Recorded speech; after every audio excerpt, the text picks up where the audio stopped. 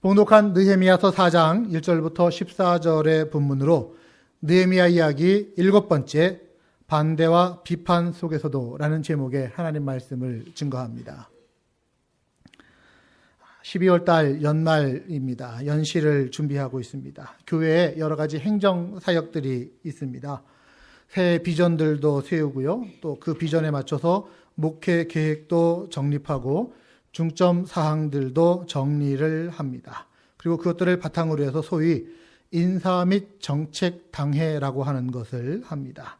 새해 어떤 일을 중점적으로 할 것인지, 그리고 그 일을 어느 분에게 맡겨드릴 것인가를 함께 의논하고 결정합니다. 그 정책 및 인사 당회를 이번 주 수요일 날 할 거예요. 저와 우리 장로님들이 함께 수요일 날 밤에 모여서 아마 밤새도록 하지 않을까 싶은데, 네. 여러분 기도를 부탁드립니다. 네.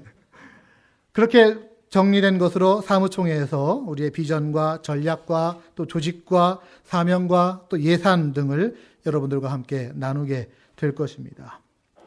물론 담임 목사나 혹은 당회의 리더십이 아무리 기도하며 준비하고 계획을 세운다 하더라도 모든 비전과 전략은 완벽하지는 않습니다.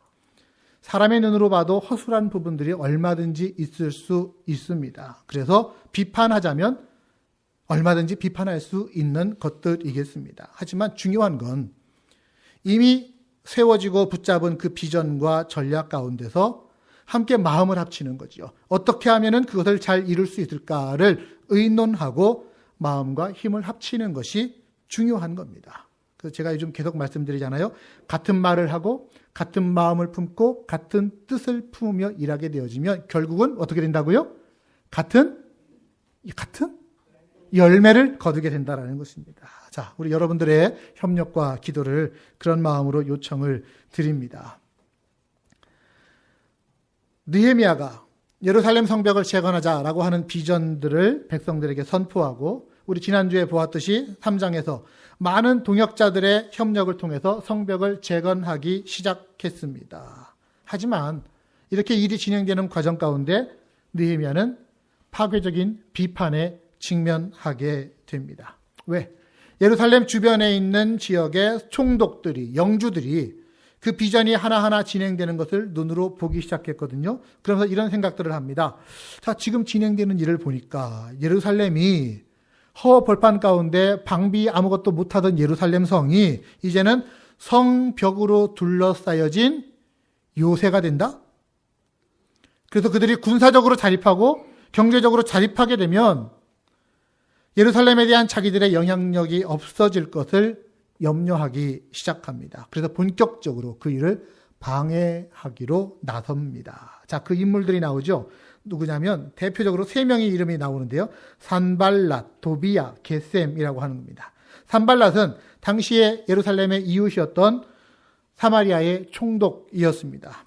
지금까지 예루살렘은 물론이고 그 주변에 있는 모든 총독들에게 가장 크게 영향력을 미치고 있던 사람이 바로 이 산발랏입니다. 그가 성벽 재건하는데 앞장서서 방해합니다. 우두머리예요, 우두머리. 네, 악한 일에 우두머리. 악한 일에는 우두머리가 있습니다. 또 그 옆에 암몬 사람 도비야라고 하는 사람이 서 있습니다. 이 사람은 원래 유대인의 피가 흐르는 암몬 족속의 족장입니다. 산발랏의 참모 역할을 하고 있습니다. 그 유대인 중에도 자기의 많은 친인척인 인간관계들을 갖고 있었기 때문에 예루살렘 성 안에서 스파이 조직을 통해 내부 교란을 얼마든지 일으킬 수 있었던 사람입니다. 아주 지혜로운 사람이었어요. 지혜는 있는데 그 지혜를 어디다가 쓰는 사람? 악한 일에다가 쓰는 사람. 그리고 아라비아 사람 게셈, 산발랏과 도비야와 동맹을 맺은 사람입니다. 혈맹을 맺어요. 동맹을 맺어요. 그런데 누구와 맺어요? 악한 사람과.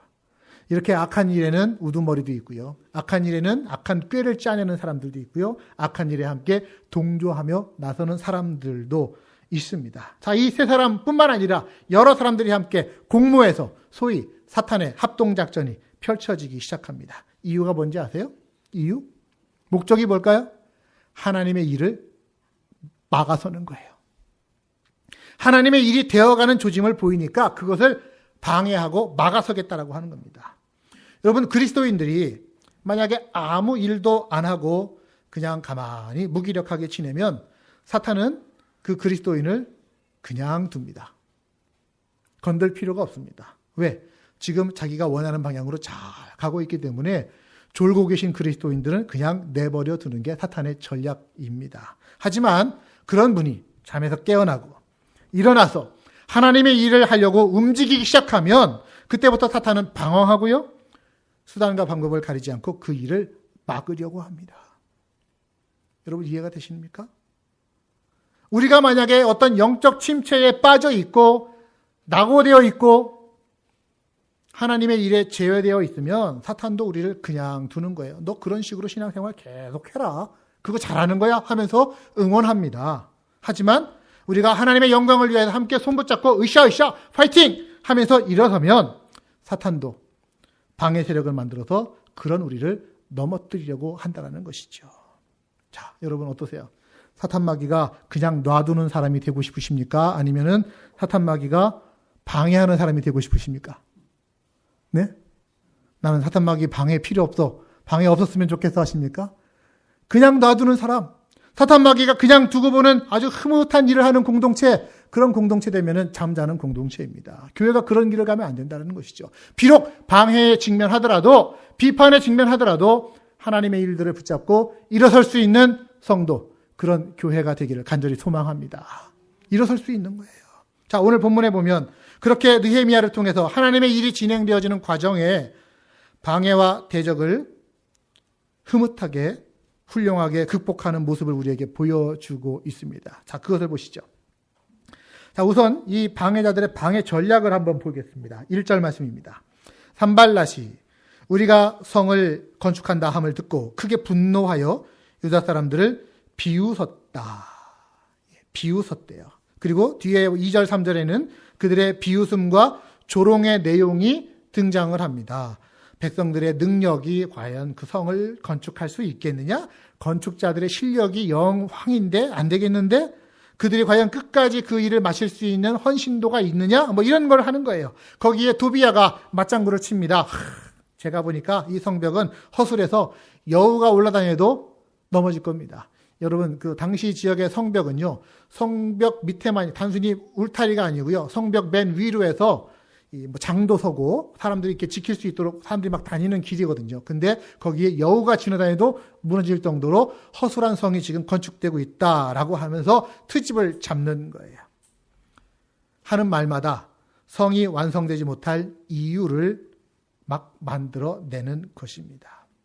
자, 여러분이 만약에 어떤 일을 비전으로 삼고서 추진을 해 나가는데 만약에 주위로부터 이런 소리를 듣는다면 기분이 어떠시겠어요? 흐뭇하시겠습니까? 네. 좀 기분 나쁘시겠죠? 네. 차마 내가 그거를 지금 내가 여기서 말하지 못하겠지 하고도 입을 다물고 계신 거라고 생각합니다. 기분 나빠요.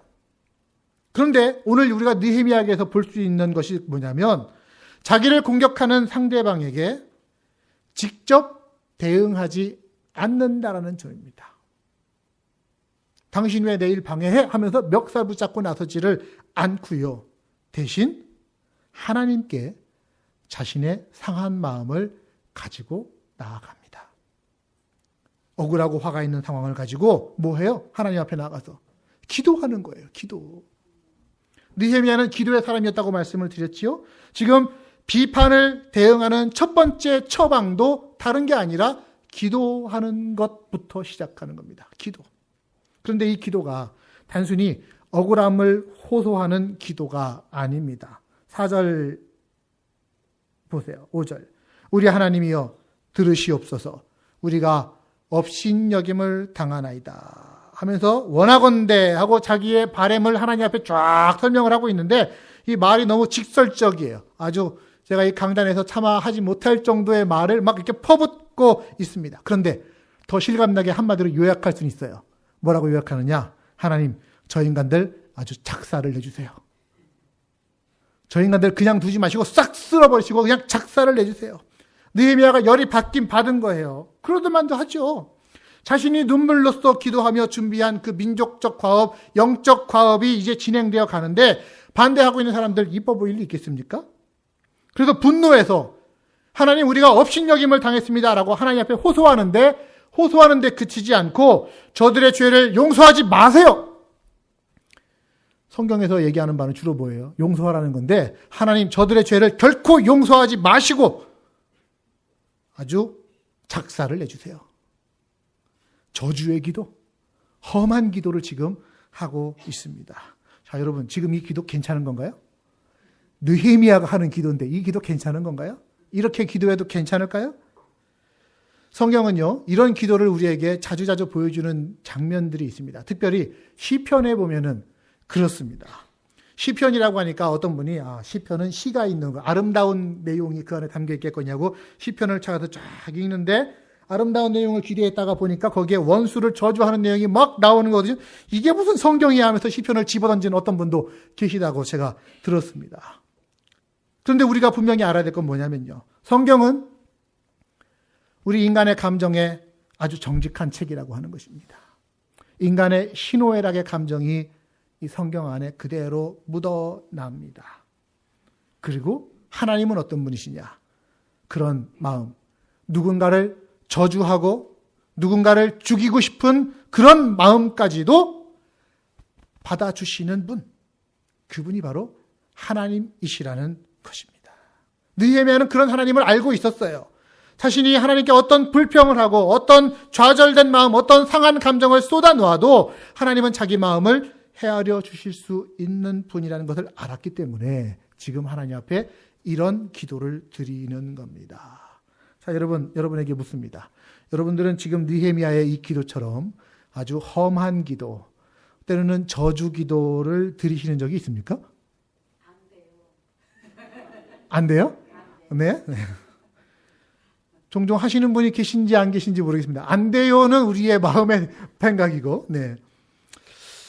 배신감과 분노와 증오의 감정으로 기도하는 순간들.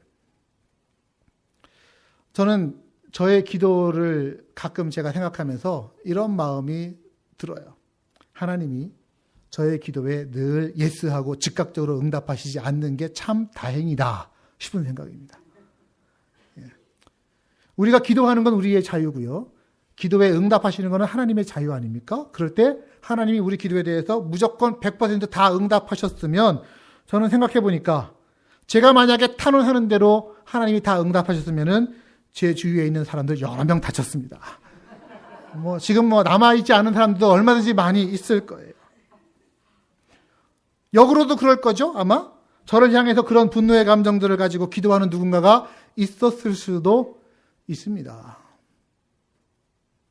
지금 우리가 알아야 될 게 뭐냐면 느헤미야의 기도의 내용보다 더 우선하는 건 이런 상황 가운데서 하나님 앞에 기도부터 하는 거구나. 기도하는 거구나. 자신을 비판하고 조롱하는 사람들을 향해서 가서 멱살 흔들 게 아니라 먼저 뭐 하는 거라고요? 기도한다라는 것입니다. 안타깝고 분한 감정을 하나님 앞에 가지고 나가는 거예요. 누구에게 가지고 나간다고요? 하나님께. 우리는 근데 그 감정을 보통 누구에게 가지고 나갑니까?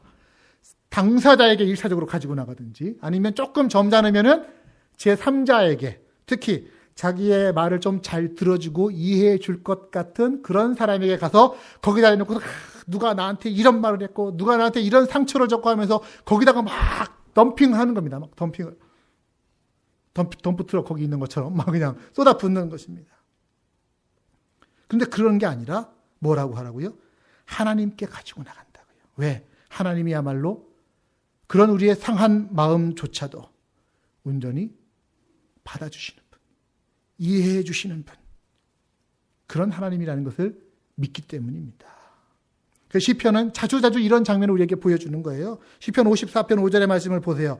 주께서는 내 원수에게 악으로 갚으시리니 그들의 주의 성실하심으로 그들을 멸하소서. 하나님 성실하신 거 참 감사합니다. 하나님의 성실하심으로 그 사람들 꼭 성실하게 멸해 주세요. 이런 기도를 지금 하는 겁니다. 여러분, 혹시라도 여러분들 억울하고 복수하고 싶은 일 있을 때 여러분 안에 있는 그 쓰레기와 같은 감정들 그냥 묻어두면 어떻게 됩니까? 여러분의 마음 상태가 쓰레기장이 됩니다. 그 쓰레기 같은 감정들을 가지고 어디로 가야 돼요? 하나님께 가는 겁니다. 하나님께 쏟아놓는 거예요. 토로한다라고 얘기하죠. 토로한다. 토로한다를 한마디로 표현하면 토한다라고 얘기해요. 토한 거예요. 우리가 음식을 먹었는데 잘못 먹었어요. 배탈이 났어요. 그래서 토합니다. 어떤 분 이런 분 혹시 계십니까? 자기가 음식 먹고 잘못해서 토하는데 그 토하는 게 아까운 분 계십니까? 아무도 없잖아요. 오히려 토함으로 말미암아서 다 시원하고 아주 상쾌해지지 않을 겁니다. 그런 것처럼 내 억울하고 안타까운 심정 하나님 앞에 아까워하지 말고 토해내는 겁니다. 내뱉는 거예요. 하나님은 얼마든지 우리의 모든 감정들을 다 받아주실 수 있는 용량이 되시는 분이십니다. 왜? 하나님은 우리의 감정의 창조자이신 분이세요. 내 모든 희노애락의 감정 하나님께서 창조하시고 우리에게 누리라고 주신 것이기 때문에, 경험하라고 하신 것이기 때문에 지금 내게 어떤 아픔이 있어도, 상처가 있어도, 원망이 있어도 그거 사람한테 덤핑하는 게 아니라 하나님 앞에 가지고 나아가는 겁니다. 그게 바로 기도하는 거예요. 물론 우리 안 된다고 말씀하신 분처럼 회중기도 때 그런 기도를 하면 안 되겠죠. 네, 우리 회중기도는 자기 마음대로, 자기 기도하고 싶은 대로 기도하는 시간이 여러분 아닙니다. 공동체의 마음을 모아서 대표로 기도하는 시간이에요. 하지만 자기 개인 기도 시간에는 얼마든지 내 감정의 소용돌이를 다 하나님 앞에 토해내며 하나님 주시는 평안함 되찾는 것이 우리들에게 꼭 필요한 시간들입니다. 우리가 주 앞에 솔직하게 설 때 하나님 우리의 상한 마음을 치유해 주실 줄을 믿으시기를 바랍니다. 인생 살면서 세상에서 이상한 사람들, 치졸한 적들 왜 안 만나겠어요? 당연히 만납니다. 그럴 때 누군가의 조롱과 비웃음에 가장 효과적으로 대처하는 그리스도인의 방법, 성도의 대응 방법, 그것은 일일이 직접 나서서 대응하는 게 아니라 우리의 억울함을 주님께 호소하는 것이 가장 좋은 방법임을 기억하시기를 바랍니다. 그리고 하나님 앞에서 그렇게 순간순간 기도하면서 버텨내는 거예요. 하나님 손에 그 사람들 맡기는 거예요. 원수 갚는 거 하나님께 맡기는 거예요. 그리고 신경 끄는 거예요. 내 주위에 나를 비웃는, 비방하는 소리가 커지면 커질수록 더 우리는 강하게 기도하면 될 것입니다. 그래서 찬송 가사 중에 이런 찬송이 있습니다. 주 예수께 조용히 나가 내 마음을 쏟아놓으라. 늘은 미리 보시는 주님 그 은혜를 베푸시리. 기도함으로 하나님 앞에 나아가 우리의 마음을 쏟아놓을 때 은밀한 중에 들으시는 하나님이 은혜를 베풀어 주실 줄로 믿습니다. 자, 느헤미야는 여기에 잘 대응을 한 사람입니다. 이스라엘 백성들을 공격하던 사람들의 작전의 목적을 간파했어요. 그게 목적이 뭐냐면 의욕을 좌절시켜서 낙심하게 만들고 결국 그 일이 중지되게 하는 것이 목적입니다. 근데 느헤미야가 거기에 넘어가지 않는 거예요. 6절 말씀을 보세요. 이에 우리가 성을 건축하여 전부가 연결되고 높이가 절반까지 쌓아졌으니 이는 백성이 마음 들여 일을 하였음이니라. 네, 주위의 비난에도 아랑곳하지 않고 열심으로 성도들이 함께 일을 합쳐서 각각의 맡은 구역들이 다 서로 연결되어져서 높이는 절반 정도까지 일이 지금 진행이 되었습니다. 아주 잘 가는 중에 있었다라고 하는 것이죠. 자, 이것이 무엇의 힘이라고요? 기도의 힘입니다. 비판과 조롱에도 불구하고 자기가 있어야 할 자리, 자기가 맡은 구역들을 지킬 수 있게 해주는 영적 무기 다름 아닌 기도하는 것입니다. 아무리 옳은 일이라고 하더라도 주위 사람들의 격려와 칭찬이 없으면 지속적으로 일한다라고 하는 것이 결코 쉽지 않습니다. 비난과 비판 들으면서는 더더욱 하기 싫은 게 이 일입니다. 그래서 우리는 서로 격려해야 되는 존재고 서로 용기를 북돋아줘야만 하는 대상들입니다. 상대방의 조롱이 있어요. 비웃음이 있어요. 거기에 만약에 내가 기도하지 않고 감정으로만 대응하기 시작하면 얼마든지 우리는 그 일 때문에 낙심되어지고 좌절할 수밖에 없지요. 결과는 어떻게 됩니까? 사탄의 전략에 넘어가는 겁니다. 사탄의 가장 큰 목적, 하나님 대적하는 게 사탄 아닙니까? 하나님의 일이 진행되지 않도록, 특히 하나님이 기뻐하시는 일이, 하나님의 공동체에 꼭 필요한 일이 진행되려고 할 때에 사탄은 수단 방법을 가리지 않습니다. 어떤 인간의 마음을 이용하고 인간의 생각을 이용하고 모든 것을 이용해서라도 그 의욕을 끊어버리려고 하고 낙심시키려고 애쓰는 거예요. 그건 사탄의 일이에요. 그러니까 사탄은 사탄 일 열심히 하도록 그냥 냅두는 것이고 우리는 우리 일을 열심히 하면 되는 겁니다. 주위의 어떤 말이나 비판에 넘어지지 말고 하나님이 내게 주신 사명이라고 생각되는 일에 집중하는 것입니다. 신년도 사역, 교회 사역 봉사 신청서 쓰시는데 내가 금년에 뭐 했지 하면서 쓰는데 내가 이거 하다가 누가 나한테 잘못한다고 나를 지적하더라. 누가 나한테 뭐 하라고 또 소리하더라. 에이 이거 안 해. 봉사 안 해. 내는 이렇게 하지 말라는 거예요. 하나님이 내게 주신 사명이라고 생각하면 주위에 비난이 있어도 손가락질이 있어도 포기하지 마십시오. 포기하면 지는 것입니다. 자, 사탄의 입장에서 볼까요? 처음에는 공갈하고 비웃습니다. 김빼기 작전을 한 거예요. 그런데 이게 효력을 미치지를 못하자 2차 작전을 감행하기 시작합니다. 7절 8절입니다. 산발락과 도비아와 아라비아 사람들과 암몬 사람들과 아스돗 사람들, 자, 여기 나오는 사람들은요, 예루살렘을 동서북남북으로 막 포위한 사람들입니다. 그 사람들이 다 함께 모여서 예루살렘 성이 중수되어서 그 허물어진 틈이 메꾸어져 간다 함을 듣고 심히 분노하여 다 함께 꾀하기를 예루살렘으로 가서 치고 그곳을 요란하게 하자. 사방에서 예루살렘을 공격하겠다라는 겁니다. 말로 해가지고 안 되니까 무력으로라도 중지시키겠다고 협박이 들어오기 시작합니다. 자, 어떻게 대응해야 될까요? 그에 대한 느헤미야의 반응을 보시죠. 9절 이어집니다. 우리가 우리 하나님께 또 기도하며 그들로 말미암아 파수꾼을 두어 주야로 방비하였다. 네, 역시 또 느헤미야는 그런 일이 벌어질지가 기도합니다. 그리고 거기에 덧붙이는 일이 하나 있죠. 뭐라고요? 파수꾼을 세웁니다. 너무너무 믿음이 좋으신 어떤 분은 적들이 쳐들어온다고 그래도 나는 하나님을 믿으니까 나는 하나님 앞에 기도하면 돼 하고서는 골방에 들어가서 기도만 쫙 하고 그런 분이 계실 수 있는, 너무너무 믿음이 좋아도 대책이 없어지시는 거예요. 여러분, 믿음으로 추진하는 것과 전략적으로 일하는 것은 결코 반대되는 것이 아닙니다. 믿음으로 추진하지만 또한 전략적으로 일해야 할 필요가 우리에게는 있습니다. 하나님을 신뢰하며 기도하기도 하지만 또한 자신이 해야 할 일에 대해서는 책임지며 지금 파수꾼을 세우는 거예요. 이게 느헤미야의 작전입니다. 하나님이 지키실 줄 믿으니까 나는 아무런 경계할 필요도 없어. 하나님이 나를 지키신다고 하지 않았느냐? 낮에 해가 나를 해치 못하고 밤에 달이 나를 향상치 못. 이거 노래만 부른다고 되는 게 아니라는 거죠. 이거는 믿음이 아니에요. 이건 뭐냐면 맹신이에요. 맹신. 파수꾼을 세우는 행위는 믿음이 부족하기 때문에 하는 것이 아니라 자신이 해야 할 일이기 때문에 마땅히 하는 것입니다. 여러분 분명히 기억하십시오. 기도하는 사람은 동시에 일하는 사람입니다. 나는 기도하니까 나는 일 안 해도 돼가 아니라 기도한다고 골방에만 처박혀 있는 것이 아니라, 그래서 이런 유명한 말이 있습니다. 모든 것이 하나님께 달린 것처럼 기도하고 동시에 모든 것이 나에게 달린 것처럼 일하라고요. 모든 것이 하나님 앞에 달린 것처럼 하나님 앞에 하나님 아니면 안 돼요 라고 기도하고 뿐만 아니라 모든 것이 나에게 달린 것처럼 일하라.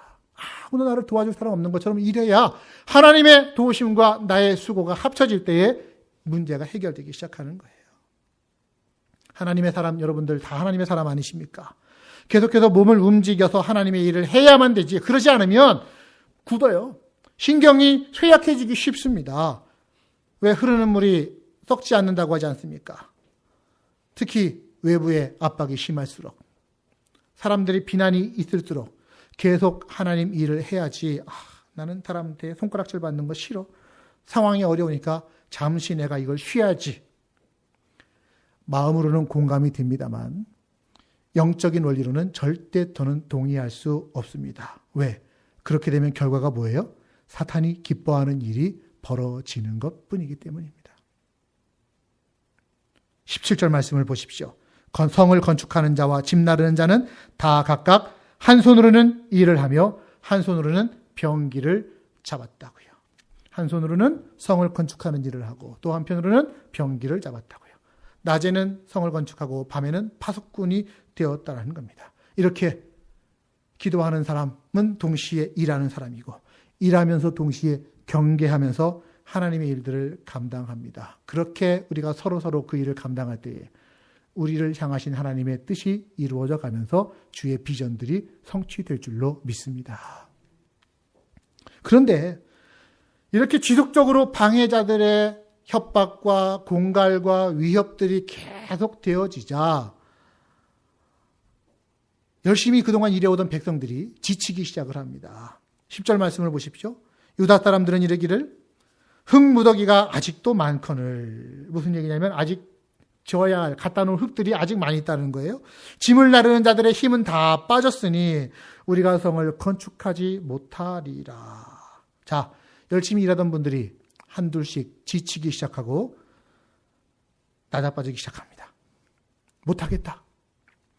성벽 쌓는 것도 힘든데 적들은 공격해 온다고 막 우리를 위협하고 있으니 이러면서까지 우리가 꼭 이 일을 해야만 되는가라고 하는 자괴감이 들기 시작합니다.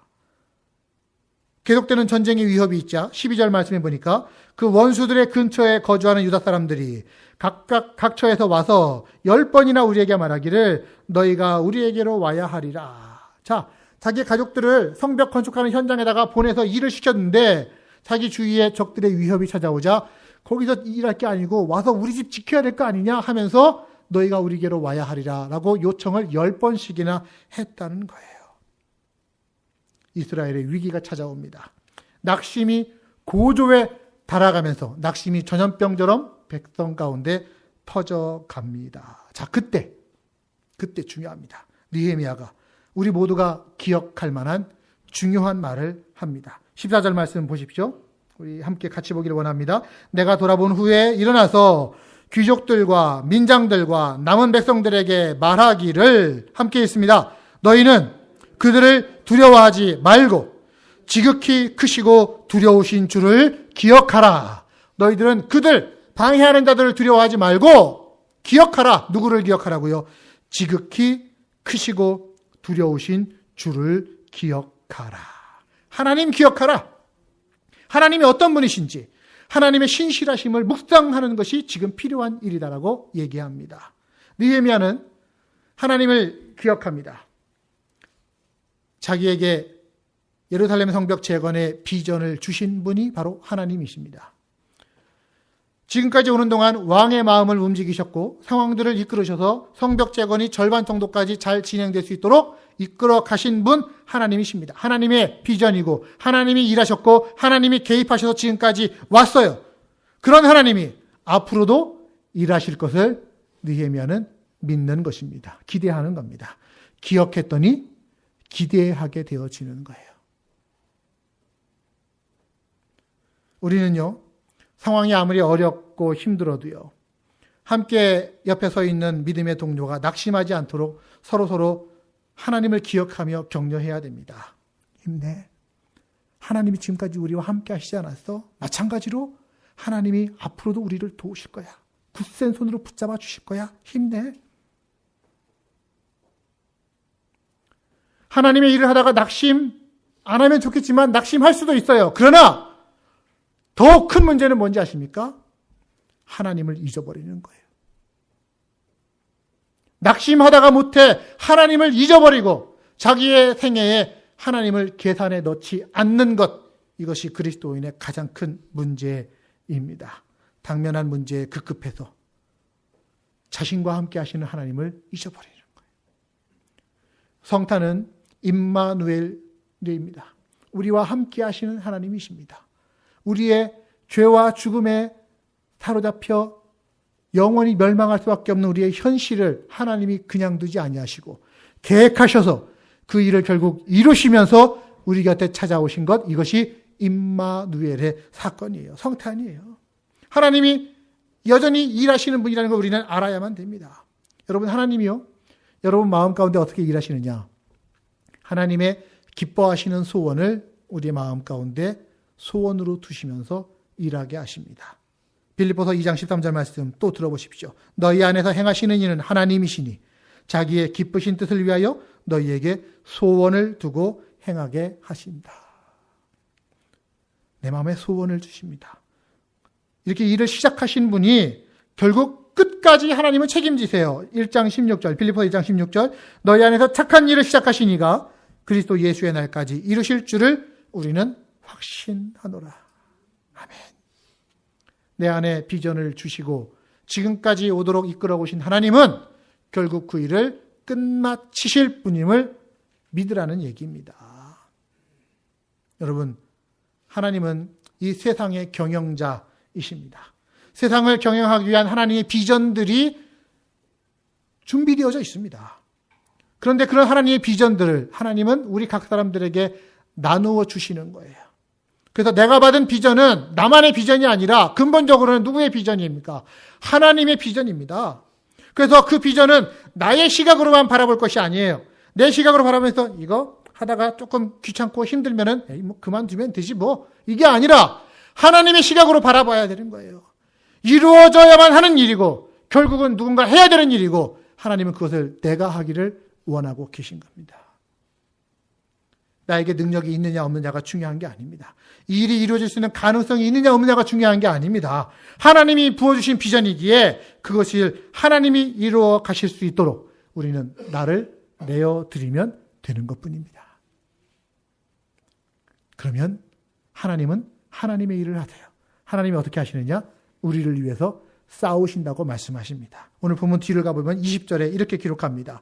우리 하나님이 우리를 위하여 싸우시리라. 우리 한번 같이 읽어볼까요? 시작. 우리 하나님이 우리를 위하여 싸우시리라. 아멘. 우리 하나님이 우리를 위하여, 아니 나의 하나님이 나를 위하여 대신 싸우십니다. 하나님의 일하심을 여러분들 바라보실 수 있기를 바랍니다. 하나님의 방법은요, 하나님을 믿지 않는 사람들은 하나님의 방법이 현찮은 거라고 생각합니다. 움직이지 않는 것 같다고 생각합니다. 그러나 하나님의 방법은 움직이지 않는 것 같지만 움직여가고 있습니다. 하나님의 방법은 약한 것 같지만 사실은 강합니다. 하나님의 방법은 실패하는 것 같지만 결국은 승리하는 게 하나님의 방법입니다. 대표적인 게 뭡니까? 바로 십자가 아닙니까? 예수 그리스도의 십자가. 십자가는 실패와 연약함의 상징이었던 것입니다. 가장 무기력해 보이는 그 십자가인데, 그러나 그것이 결국 뭐가 됐어요?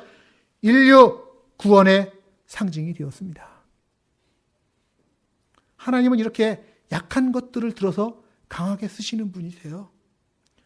모세의 손에 붙잡혔던 지팡이, 40년 동안 목부하면서 그 손에 있었던 아주 낡고 보잘것없는 지팡이 하나, 그러나 하나님은 그 지팡이로 출애굽을 이끌어내셨고 40년 광야 생활을 인도하게 하셨습니다.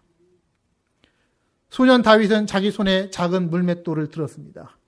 그거 가지고 뭐 하겠습니까? 그러나 하나님은 그 물맷돌로 큰 거인 골리앗을 무너뜨리도록 일하셨습니다. 건축자들이 보고서 별거 아닌 돌인데 하고서는 딱 버리는 그 돌을 하나님께서는 가져다가 모퉁이 돌이 되게, 교회의 기초가 되게, 반석이 되게 그렇게 하셨습니다. 우리에게도 하나님은 똑같이 일하실 것입니다. 여러분, 우리는 사실 별로 내세울 게 없는 존재들이잖아요.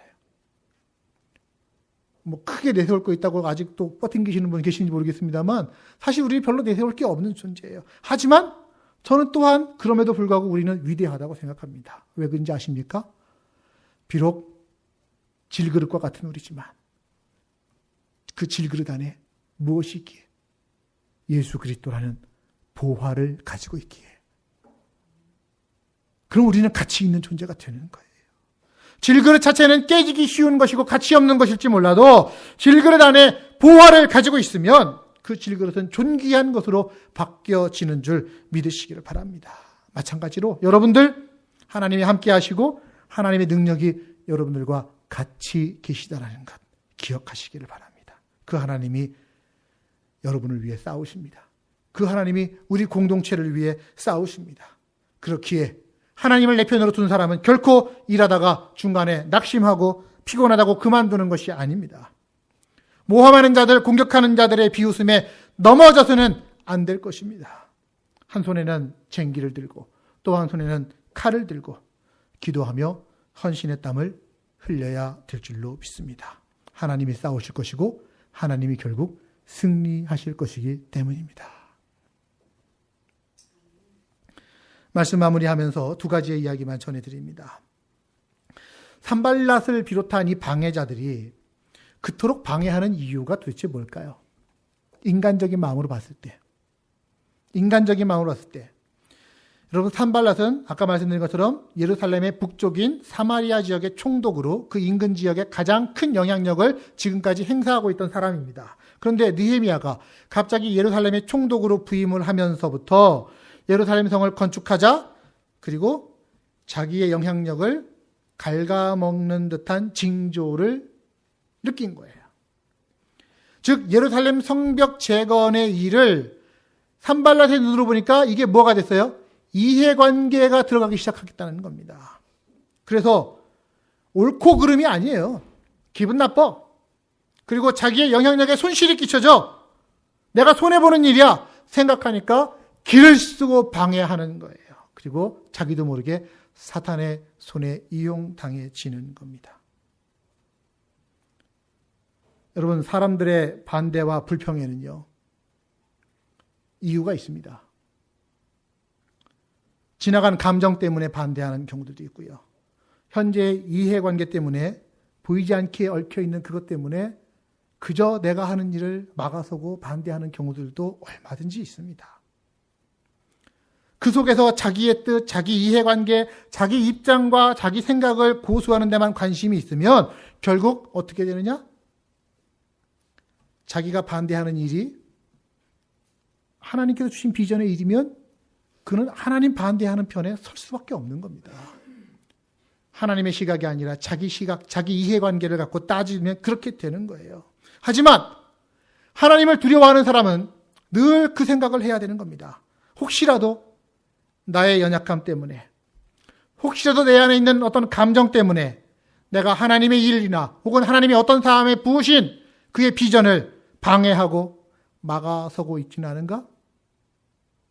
우리는 스스로 두렵고 떨리는 마음으로 늘 자기 자신을 봐야만 되는 겁니다. 나로 인해 혹시 하나님의 뜻이 중단되거나 방해받을 수 있다라고 하는 두려운 마음을 가져야 되는 거예요. 내 기준이 하나님 기준이 아니고 사람 기준이면 그렇게 흘러가는 겁니다. 내 기준이 하나님의 유익이 아니라 나의 유익이면 나도 모르게 그렇게 빠져갈 수밖에 없는 거예요. 그래서 우리는 늘 스스로 그 질문을 해야만 되는 겁니다. 하나님, 내가 지금 하나님의 일을 협조하고 있습니까? 하나님의 일이 되게 하고 있습니까? 아니면 하나님의 일을 방해하고 있습니까? 특히 교회 안에서 함께 하나님의 일을 감당하고자 할 때에 그 하나님의 일을 어떤 방법편에 서고 있는지. 이 말을 성경적인 용어로 분별이라고 합니다. 분별하는 거예요. 우리에게는 이 분별의 지혜가 필요합니다. 하나님의 뜻이 무엇인지 분별하고 하나님의 일이 계속해서 진행되고 방해받지 않도록 입장을 취해야 되는 것입니다. 교회를 리빌딩하자, 리뉴하자, 리바이벌 시키자, 새 출발을 하자 함께 다짐할 때에 저는 여러분들 모두에게 하나님의 입장에선 사랑의 동기가 함께 하기를 간절히 소망합니다. 같이 기대하는 바가 그것입니다. 반대보다는 분별을 통해 개인과 공동체를 향한 하나님의 뜻을 함께 만들어 가자라고 하는 것이죠. 그래서 우리의 표어처럼 그리스도 예수 안에서 함께 지어져 가느니라. 그리스도 예수 안에서 함께 지어져 가느니라. 혼자 짓는 것이 아니라 모든 성도들이 함께 지어져 가는 그런 하나님이 일하시는 새로운 교회를 저는 꿈꿉니다. 한 가지만 더 말씀드립니다. 예수님의 33년이라고 한 생애, 짧다면 짧을 생인데요. 그러나 예수님은 그 기간 동안 누구보다 많은 비판과 반대를 받으신 분이었습니다. 태어나자마자 자기를 죽이려고 하는 권력자의 손에 도망 다녔던 분이세요. 사역을 감당하시면서 세리와 죄인들의 친구라고 하는 손가락질을 받습니다. 백성들을 미혹해 하는 자라고 하는, 율법의 파괴자라고 하는, 자기가 하나님의 아들이라고 하는 정신나간 놈이라고 하는 소리를 들었고, 신성 모독자라고 하는 소리를 들었고, 자칭 유대인의 왕이라고 비웃음 조롱 가운데 예수님의 머리에 패가 씌어졌습니다. 그런 비판들에 대해서 예수님이 취했던 방식이 뭐였습니까? 침묵, 그리고 기도하는 거예요. 주님은 괴로울 때마다 아버지요, 아버지요, 하나님을 찾으며 기도하셨습니다. 사람들의 반대와 비난에 낙심해서 자기 사명 꺾고 다른 길로 가지 않으셨습니다. 물론 예수님에게도 인간적으로 십자가를 피하고 싶은 마음이 있었다고 성경에 보여지죠. 하지만 예수님은 자기의 인간적인 마음 때문에 하나님의 계획이 좌절되는 것을, 특히 다른 계획도 아니고 인류를 구원하기 위한 하나님의 계획이 좌절되는 것을 예수님은 용납하지를 않으셨습니다. 그래서 뭐라고 얘기합니까? 내 뜻대로 마시고 아버지 뜻대로 하옵소서. 그래서 십자가에 달려 죽으심으로 인류를 구원하는 걸 선택한 것. 이게 예수님의 구원이라고 하는 것입니다. 베드로전서 2장 23, 24절의 말씀을 여러분 들어보십시오. 주께서는 욕을 당하시되 맞대어 욕하지 아니하시고 고난당하시되 위협하지 아니하시고 오직 공의로 심판하시는 이에게 부탁하시며 자신은 친히 나무에 달려 그 몸으로 우리 죄를 담당하셨으니 이는 우리로 죄에 대하여 죽고 의에 대하여 살게 하려 하심이라. 아멘. 죄 없는 하나님의 아들이 이 땅 가운데 비판과 조롱을 다 받으셨지만 결국 주님은 승리하신 거예요. 왜? 어떻게? 하나님을 기억하고 대적자들을 위해 오히려 용서를 구하며 하나님이 주신 자기의 사명들, 자기 십자가를 지며 결국 승리하셨다라는 말씀입니다. 예수님의 욕받으심, 예수님의 고난당하심, 예수님의 피 흘리심, 예수님의 죽으심으로 말미암아 저와 여러분 모두가 죄사함 구원 받은 줄을 믿으시고 확신하시기를 바랍니다. 이제 우리 그렇다면 우리도 함께 그분의 제자로서 그 길을 따라가야 되지 않겠습니까? 혹시 억울하게 비판받고 조롱받는다 하더라도 여러분 먼저 해야 될 일은 기도하는 것입니다. 묵묵히 내게 주어진 내가 해야 할 십자가를 감당하는 것입니다. 그리고 오늘 주님을 기억합니다.